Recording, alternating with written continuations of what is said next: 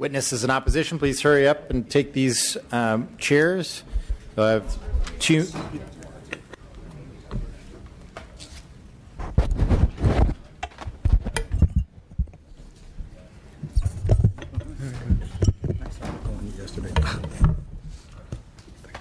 Please proceed. Hi, my name is Ann Smart, and I'm here on behalf of ChargePoint. We're an electric vehicle charging station company. We're not normally the ones here unopposed, but unfortunately we have to take that position at this time. I think we're currently listed as support and have supported the bill and continue to support the goals of the bill. However, when the bill was amended last week, without any opportunity for us to provide our views, the language in the bill now appears to allow utilities free rein over our industry. It states that the Commission shall approve any application by utilities to invest in charging infrastructure. In our original support, we made it clear to the Speaker and to the bill author that we need protections for customer choice and competition. We're concerned that, as written, this bill hands over our industry to our investor-owned utilities, including our jobs and all of our innovation. So we are encouraging you to consider amending the bill and work with us to make sure that this protects our industry, doesn't kill it. Thanks. Mr. Chairman and members, Eli Garcia for the Western States Petroleum Association, representing the state's major refiners, importers, and producers of transportation fuels. We continue to be in opposition to the bill. I will have to just respond to a couple of points respectfully that the pro tem made. He made a point about our position on the Air Board's authority. We think it's vast, it's unrestrained. He quoted from the committee analysis. He quoted about a red herring, but I should say he stopped just short. The very next line makes our point exactly. Then again, so is the idea, meaning so is a red herring, is also the idea that this goal can be achieved without major unprecedented investments in transportation infrastructure and change in consumer behavior. You will have to change consumer behavior. The Air Board just held a workshop just last week. They're not waiting for legislation. Goes to our point about the Air Board's authority. They're already holding workshops on how to get to 50% petroleum reduction. They evaluated all of their existing policies, those that the pro tem referred to. Working under those existing policies, they get to 24% reduction by 2030. On-road use, 24%. How do you get the rest of the way? If you put in law, this is what you do here, you make law. If you put in law a 50% number and direct the Air Board to make it happen, and they can only get to 24% with their existing suite of policies, where do they go? It stands to reason that they will either adopt new policies or ratchet down on existing policies. You should know which ones. Which policies do you think make sense to ratchet down on? Should they get vehicles to 100 miles per gallon? Should they double down on land use? Should they mandate ethanol, E85? All of that will require further decisions by you all. As the committee analysis points out, all of that will require substantial investments in infrastructure. That's the detail that's not in the bill. The pro tem has referred to a number of code sections that are essentially administrative procedures. But if you look at the Air Board's regulations, their existing suite of regulations, they don't follow these procedures. They have gone out of their way time and time again to clearly state that nothing under AB 32 falls under this health and safety code section. We should correct that. If we're going to rely on it, we should be clear. The Air Board today and consistently says nothing under AB 32 falls under this health and safety code section. Cost effectiveness, technical feasibility, that's bureaucrat talk. Anybody who's ever dealt with the Air Board, whether it's a trucking company, whether it's an ag company, whether it's anybody that falls anywhere under the authority of the Air Board, can tell you there is nothing that doesn't fit that description. There has seldom been a regulation that hasn't been found to be cost effective or technologically feasible. That's not a protection by any means. The committee analysis also points out exactly what we've been saying. There are no specifics in the bill. Which measures do you want the Air Board to pursue? Which ones do you not want them to pursue? That's your job as legislators. The people of California expect you to make those decisions. Power flows from the Constitution to the legislature down to the regulators, not the other way. You're setting up a system where you will be asking the Air Board nicely, please do this, please don't do that.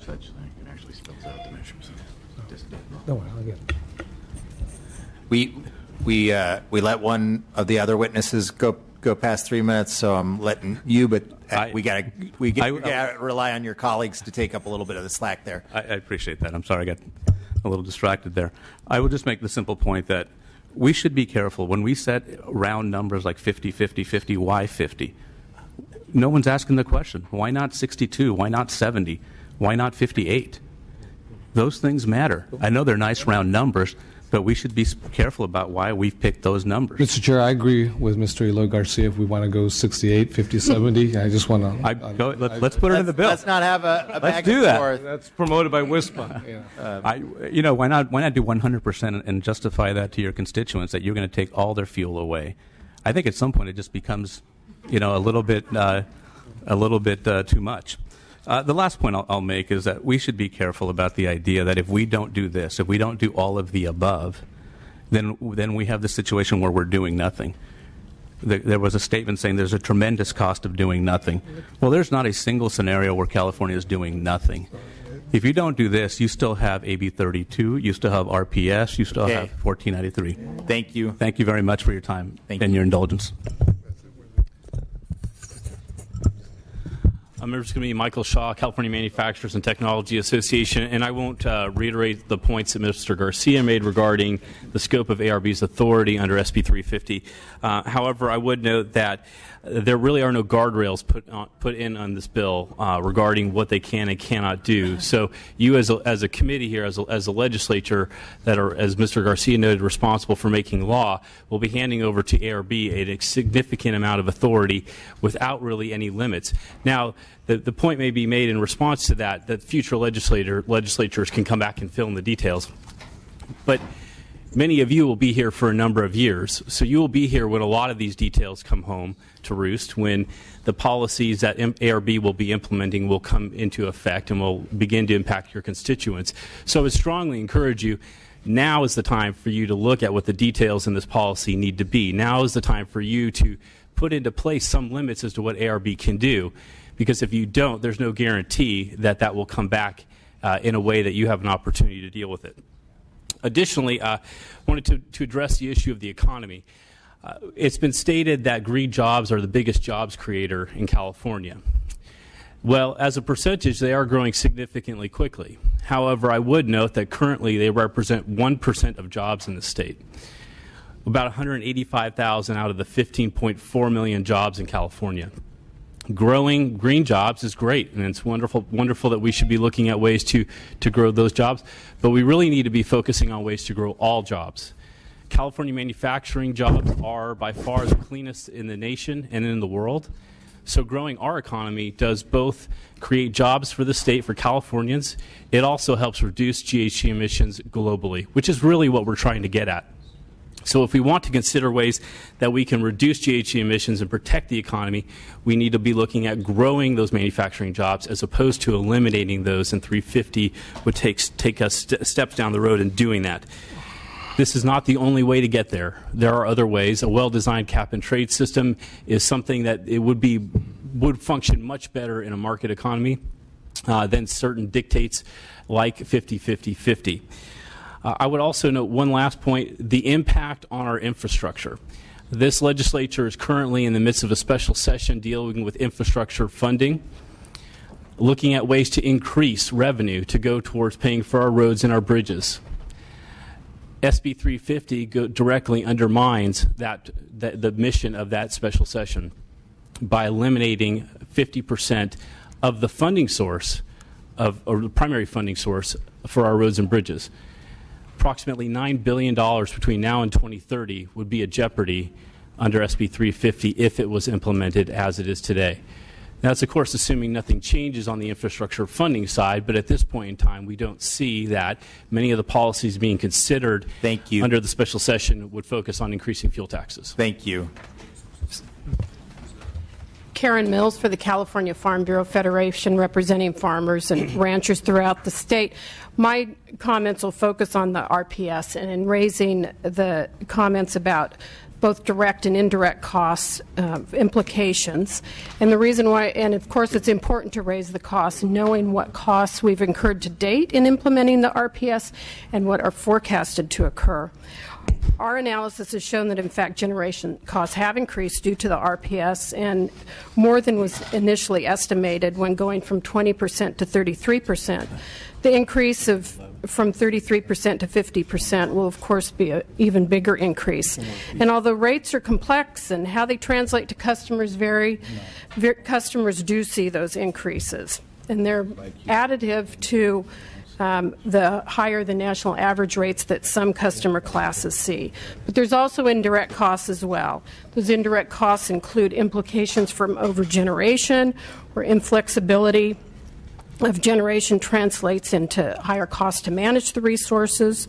And then also the production profile of renewable generation has created disconnects between existing frameworks for rate schedules, the time of use periods that customers must respond to.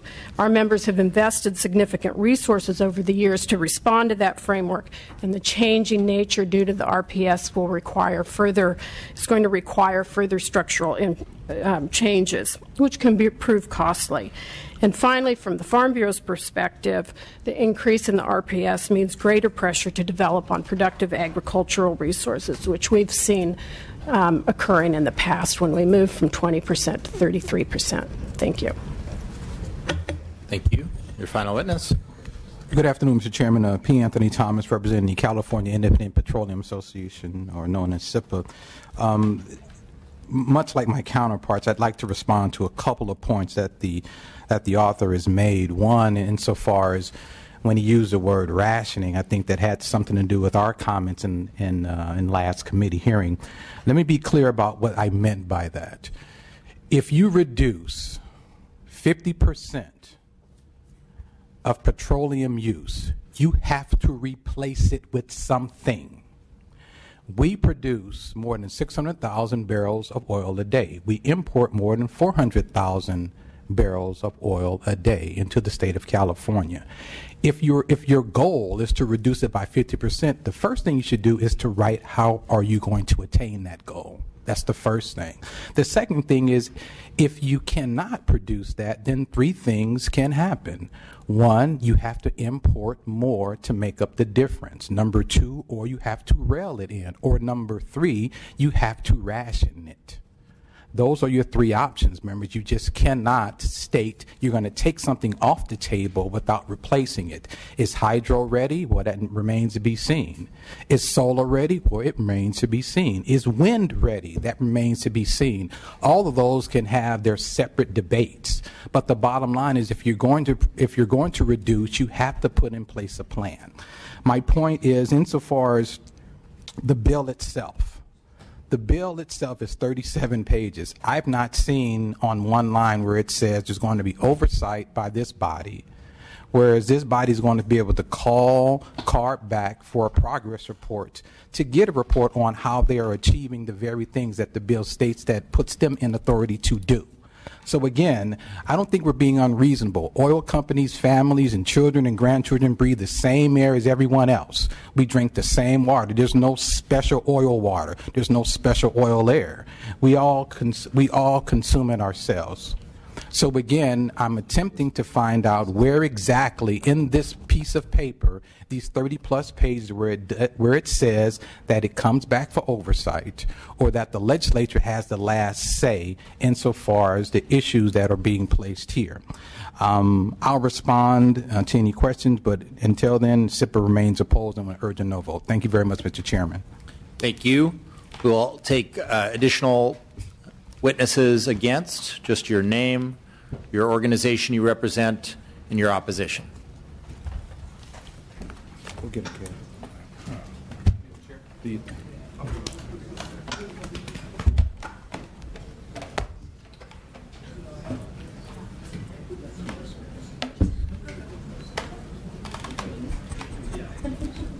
Working now? Good afternoon, Chair members. Ken DeVorth, the National Federation of Independent Business. On behalf of 3.5 million small businesses, we oppose this bill. Gary Cadd, Council Member, City of Reading. I'm here before you to protect the Reading electric utility and our economy in Shasta County and the City of Reading. Thank you. I strongly oppose. Amy Mago, on behalf of the California Chamber of Commerce, opposes the job killer.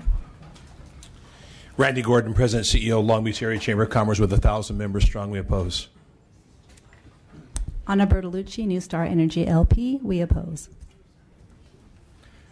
Jerry Bircher, representing California Small Business Association, and we oppose. Mike Williams, on behalf of the International Warehouse Logistics Association, very opposed. Ryan Allen, President of EPCM Resource Management Solutions and small business owner, adamantly opposed. Matthew Allen, Western Growers Association, also opposed.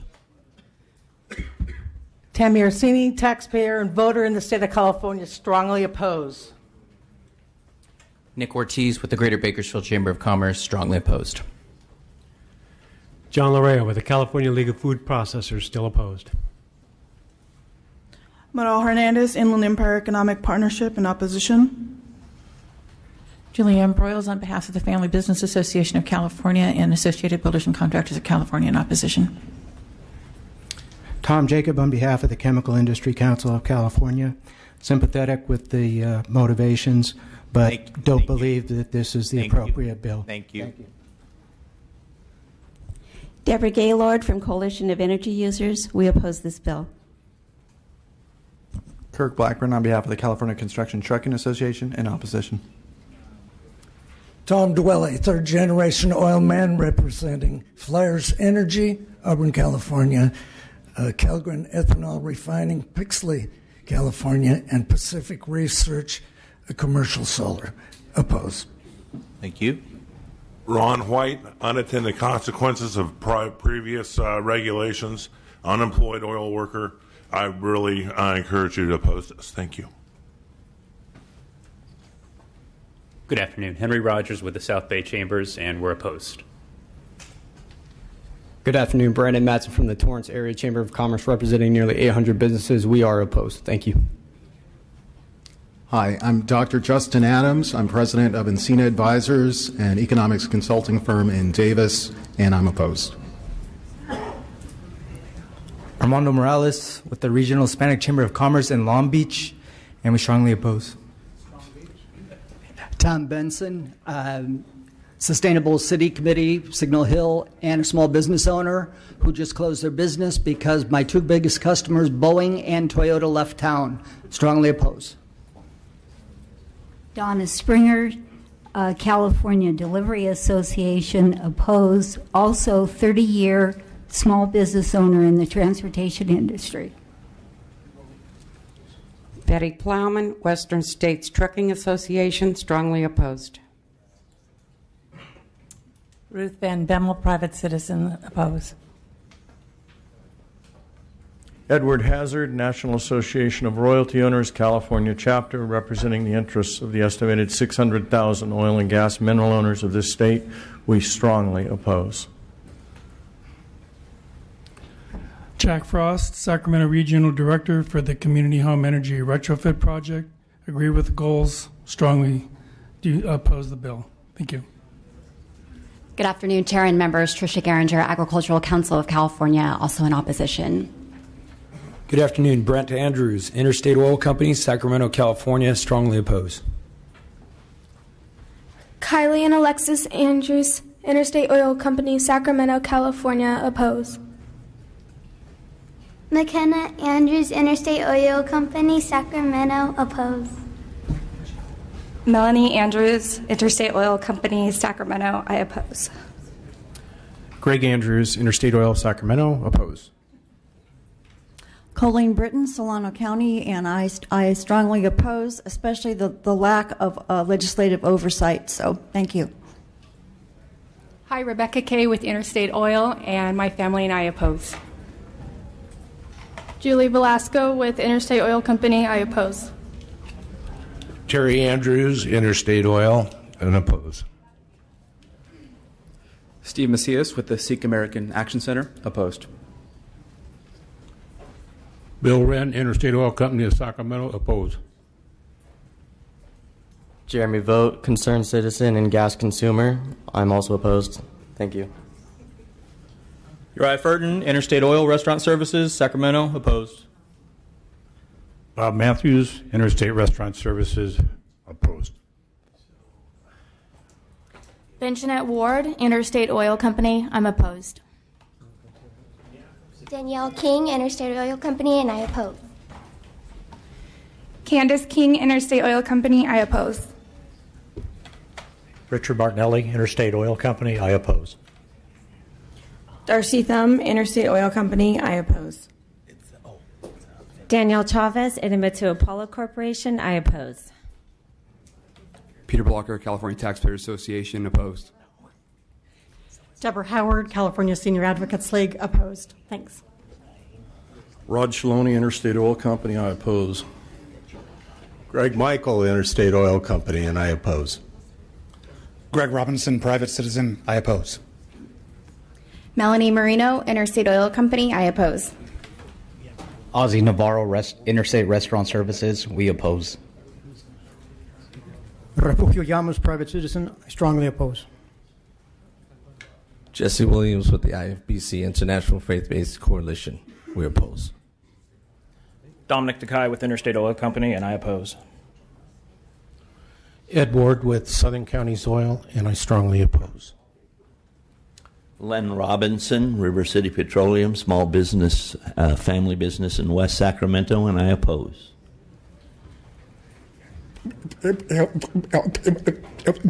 Eric Lehman with Interstate Oil Company, and I oppose. Trevin Harris, Valley Pacific Petroleum Services, Stockton, California, strongly opposed. Mike Howard with Lakeview Petroleum, oppose. Jeremy Bautista, River City Petroleum. I oppose. Rhonda Howe, Civic Energy Center and Lakeview Petroleum. I opposed. Joshua Hunt, third generation owner of Sacramento-based Hunt & Sons Incorporated, and I strongly oppose. Brian Rosser, River City Petroleum, and I strongly oppose.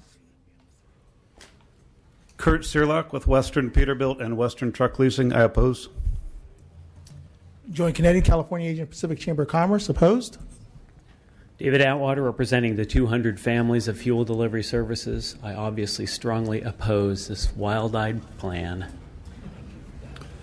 Steve Yockledge, Interstate Oil Company. I oppose. Martin Nguyen, Interstate Oil Company. I oppose. Adam DeFazio, Interstate Oil Company. I oppose.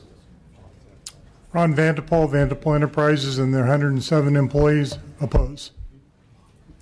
My name is Clayton Smith. I'm a local resident of Rancho Cordova and a board member of the Coalition of Energy Users, and I strongly oppose this because it will only lead to killing jobs. Thank you. Jay McKeeman, on behalf of the 400 members of the California Independent Oil Marketers Association.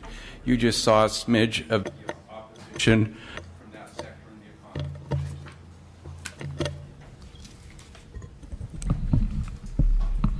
We really do need to keep testimony within the rules of the committee. We now will take the tweeners.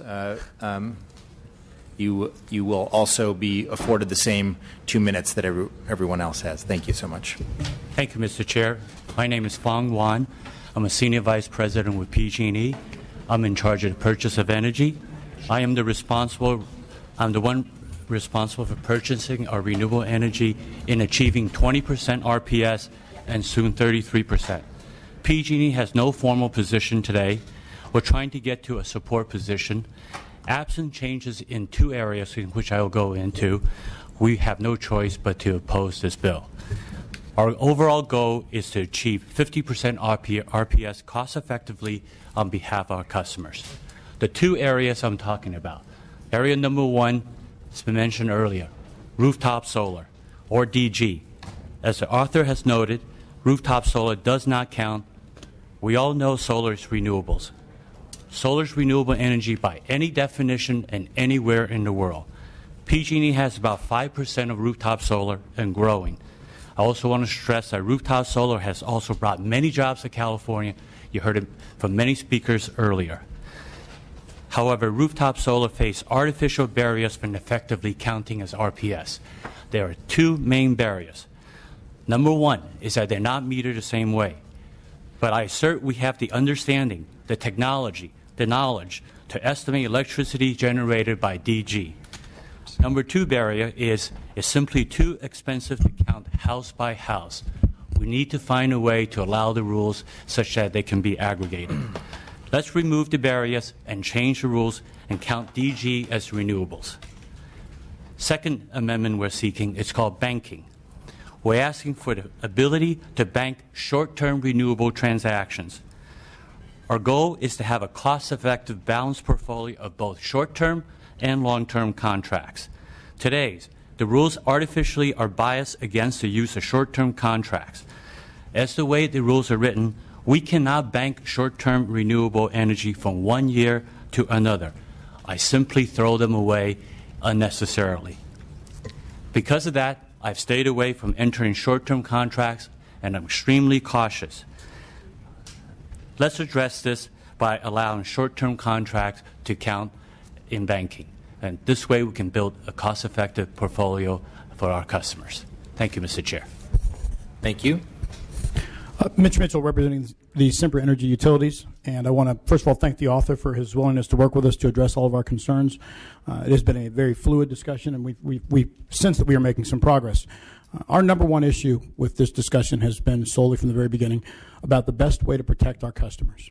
And we have been making 20-year obligations on behalf of our customers since 2006, 2007. And as you have the discussion about increasing the ERPS, one of the things you want to ensure is that there aren't any loopholes that allow people to leave the system and leave that 20-year obligation with the remaining customers. We now have a structure in place where if you have the ability to get out, you do. Whether it's residential, you get rooftop, or on the business side, you're looking at whether you have direct access opportunities and CCA opportunities.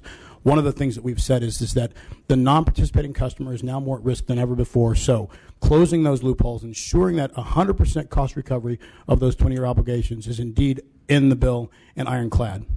We believe that the utilities also play a significant role in helping you achieve your carbon reduction opportunities and goals. The alternative fuel vehicle aspect, whether it be natural gas or electric vehicles, is certainly an opportunity for the utilities to participate and help. And we believe that this is also that the DG discussion is one that is important, as Fong just mentioned. In closing, I'll say that we have seen significant cost increases in San Diego over the last 2 years. Our business and residential customers are feeling the pain. 2 years ago, the top tier customer was paying 28 cents a kilowatt hour. This year, they're paying 42 cents. As you can imagine, our residential customers are feeling the pain and they are angry. Our business customers have seen their costs rise by almost a nickel in 2 years, both small business and large. So one of the things we will be looking for is, again, to ensure that the long-term obligations are covered if someone leaves, but also that there are price protection off-ramps where we can at least look at the system and the structure and ensure that if it's not working the way it's designed, that we can stop, adjust, and fix it. Thank you very much for your time. Thank you, Chair and members of the committee. My name is Darren Boughton with Southern California Edison.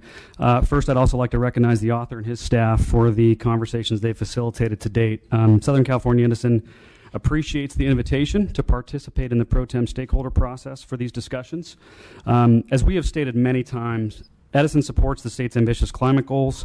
And in addition, we recognize that in order to get there in a manner that is consistent with safe, affordable, and reliable service going forward, we must adopt smart policies that focus on the least cost manner to achieve the goals as well.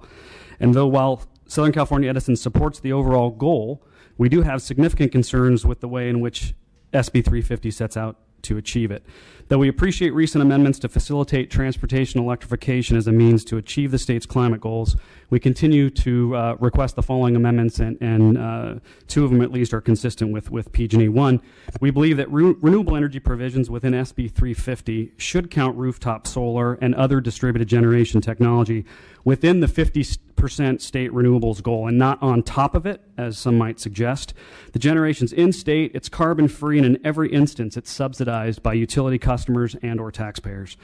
We believe that in developing a 50% RPS or any other 50% renewables framework, state policy should not pick technology winners and losers favoring utility-scale renewables.